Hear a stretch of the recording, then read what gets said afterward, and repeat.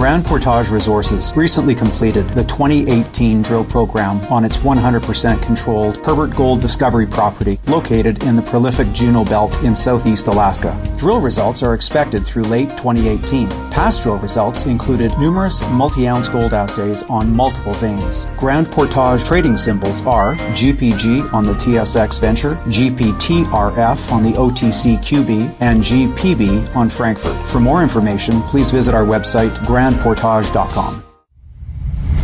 You're listening to HowStreet.com radio, available online at TalkDigitalNetwork.com.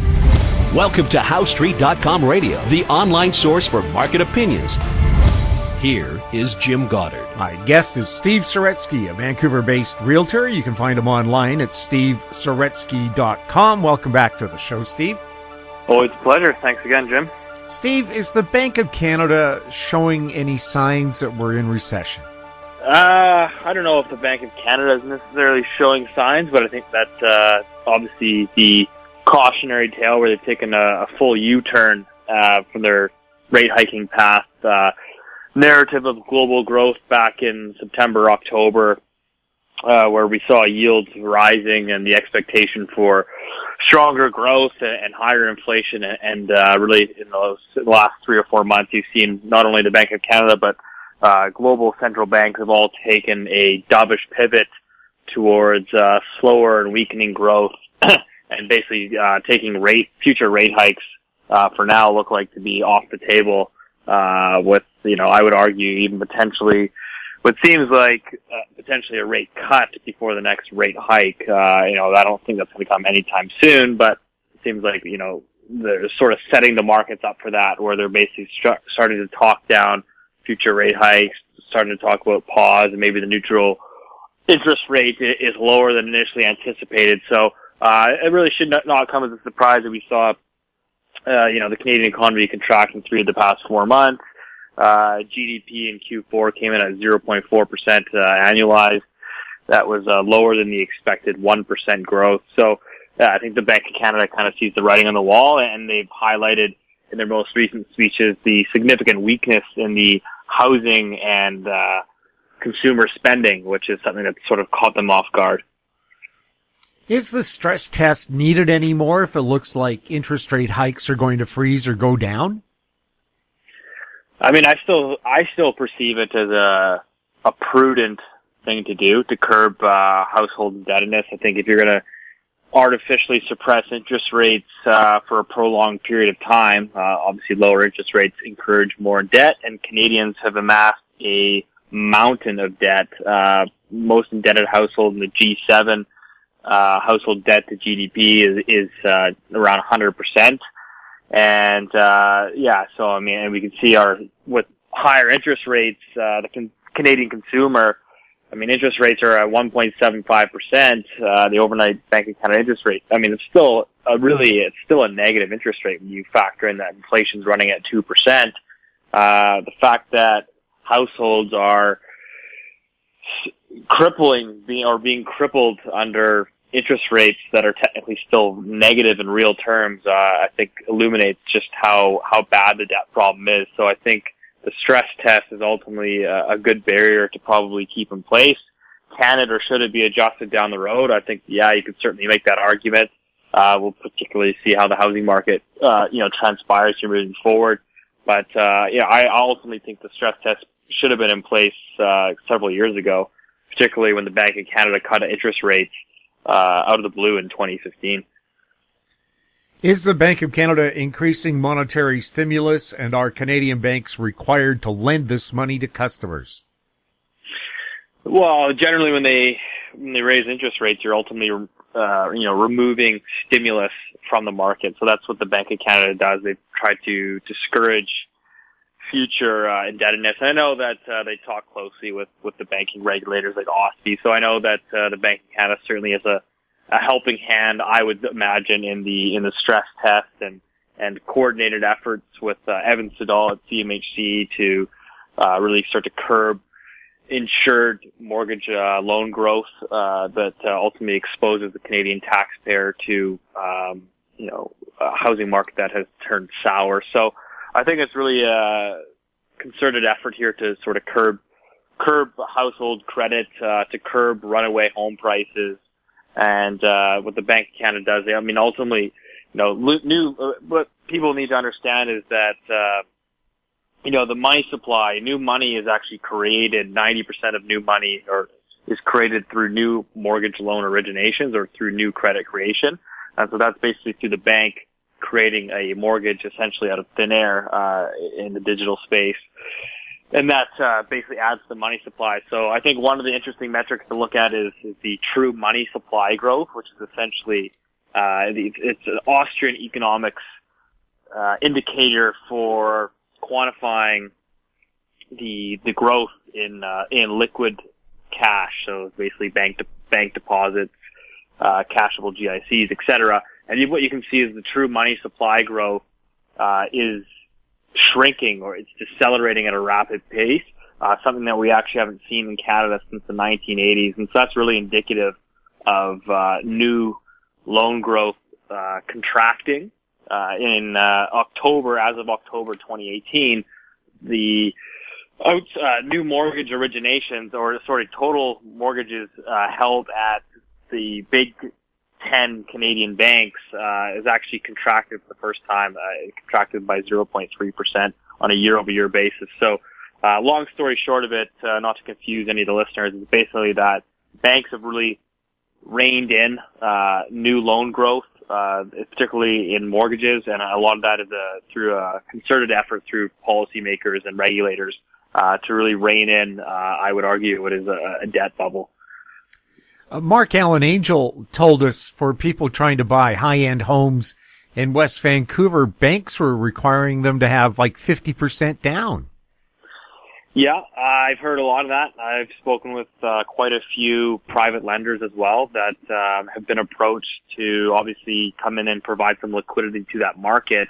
And there's just a very much a lack of desire to lend in that market. Because if you look at West Vancouver, detached, luxury housing market, nobody really knows what the bottom is in that market. What is fair market value? How much can those home prices fall?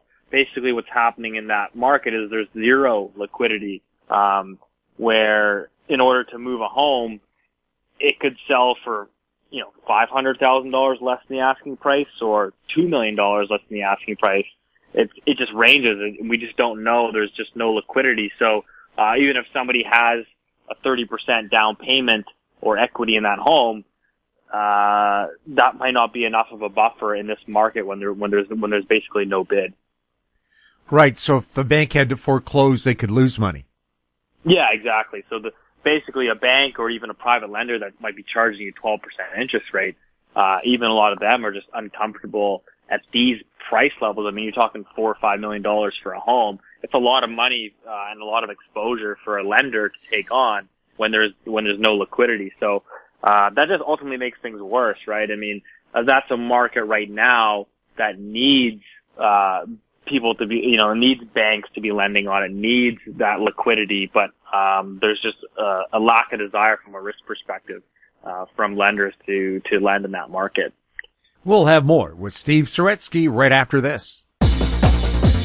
Hi, I'm Douglas Mason, President and CEO of Magnum Gold Corp, MGI and the TSX Venture Exchange. A 2015 drill program on the LH property intersected several high-grade gold intersections, including 11 meters of 20.66 grams per ton gold. Additional drill targets on the LH property have been identified by a 2018 drone airborne magnetic survey to further evaluate a pyrrhotite-enriched gold-bearing system. Please visit our website at magnumgoldcorp.com. MGX Minerals is revolutionizing the new energy economy with patented lithium extraction technology, replacing traditional solar evaporation using low-cost, low-energy nanofiltration. The first system of this paradigm shift technology is currently being commissioned. MGX Minerals trades on the CSE, symbol XMG, the OTCQB, symbol MGXMF, and Frankfurt, symbol 1MG. For more information, visit our website, mgxminerals.com. Welcome back. We're speaking with Steve Saretsky. If mortgage rates decrease in Canada, are banks likely to loosen credit for new mortgages and HELOCs?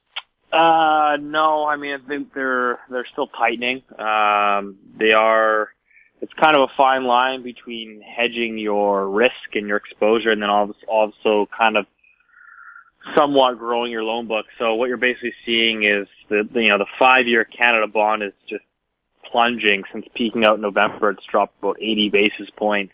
But yeah, banks have really not given up a whole lot of rate discounts compared to how much bond yields have fallen.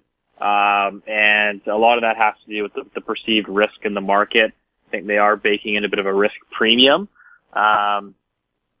So yeah, I mean, they're tepidly sort of growing their loan book.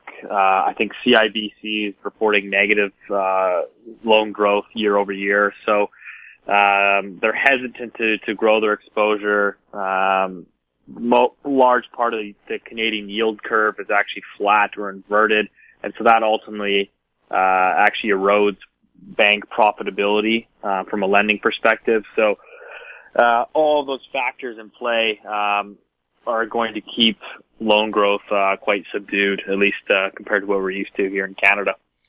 Could more cheap money help people that are already drowning in debt?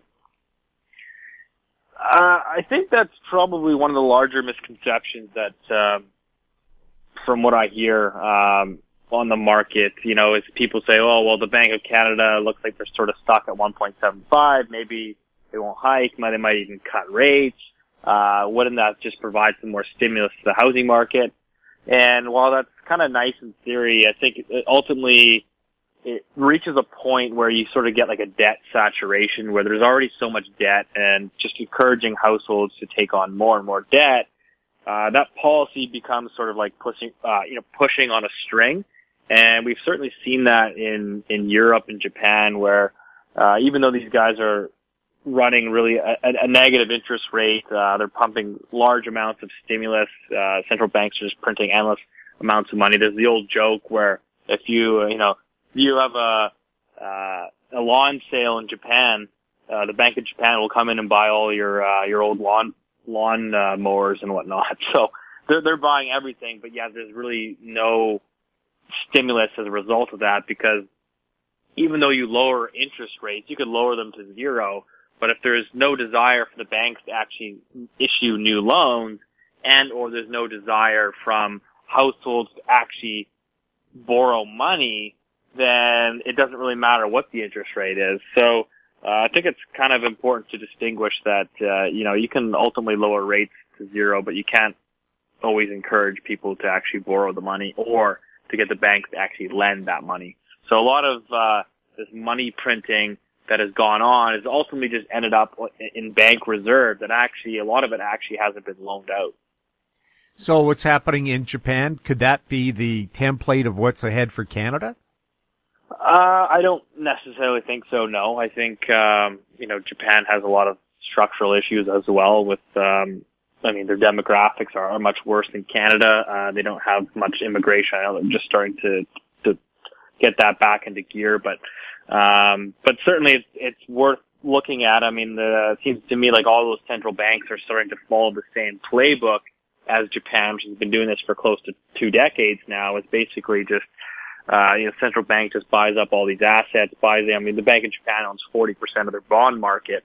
But meanwhile, they can't generate any meaningful inflation, and growth has been subdued, for 2 decades now. So, that seems to be the direction that central banks are going here, is they're kind of stuck at these low negative interest rates, and every time you sort of stop quantitative easing, you almost have to fire back up the printing press. So, I know the Federal Reserve is already talking about getting back onto QE4 if need be. We'll have more with Steve Saretsky right after the break. I'm Kelly Jennings, CEO of Powerband Solutions. Powerband is a cloud-based provider of auction, inventory, and finance solutions that make buying, selling, and financing vehicles more efficient. Powerband Solutions trades on the TSX Venture Exchange symbol PBX and on the OTCQB symbol PWWPF and on Frankfurt symbol 1ZV.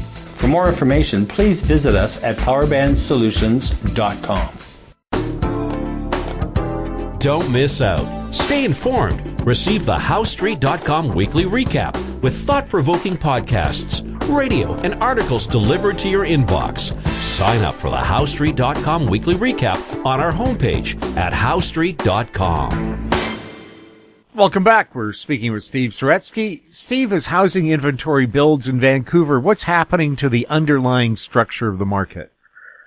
The inventory building, it ultimately just puts pressure on prices.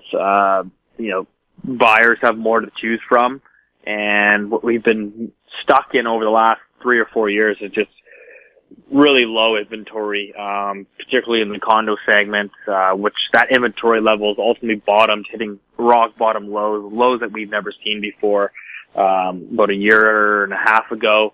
And that obviously was a main driver of the prices rising, particularly because you had higher than normal sales. So what we're seeing now is just the sales have slowed off significantly, in February. Across Greater Vancouver, you had the fewest home sales since February 1985. And so when you have that, few of sales, that the inventory starts to build up. And ultimately, as the inventory builds, it just puts more downward pressure on the prices.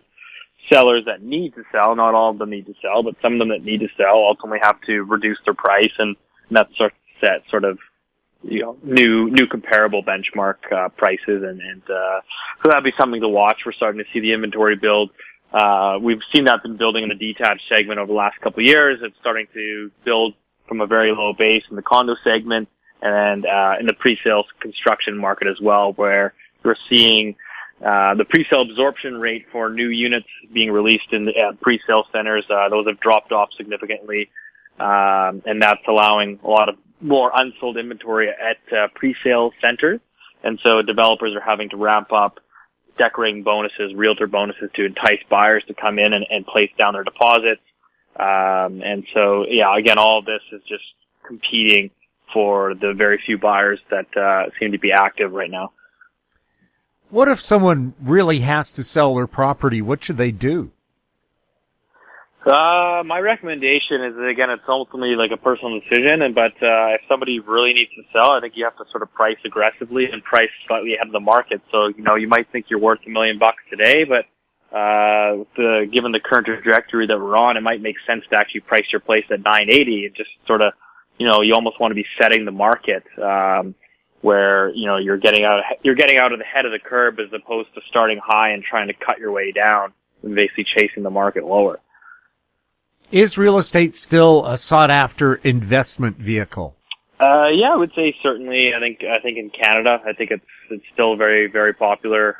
It's been a 20-year bull market, so I think that's sort of ingrained in the Canadian mindset, is that real estate is always sort of a long-term wealth play. I do think there's going to be, as I'm sure most people will agree, there's going to be some fluctuations here over the next few years. But I think, at least as it stands today, it's still a very popular investment vehicle for a lot of Canadians. Steve, thank you so much for chatting with us. Thanks again, Jim. I appreciate it.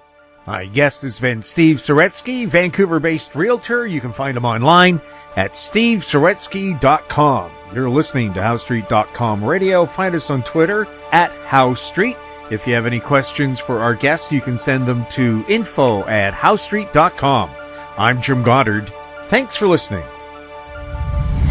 Comments made on HowStreet.com radio are an expression of opinion only and should not be construed in any matter whatsoever as recommendations to buy or sell any financial instrument at any time.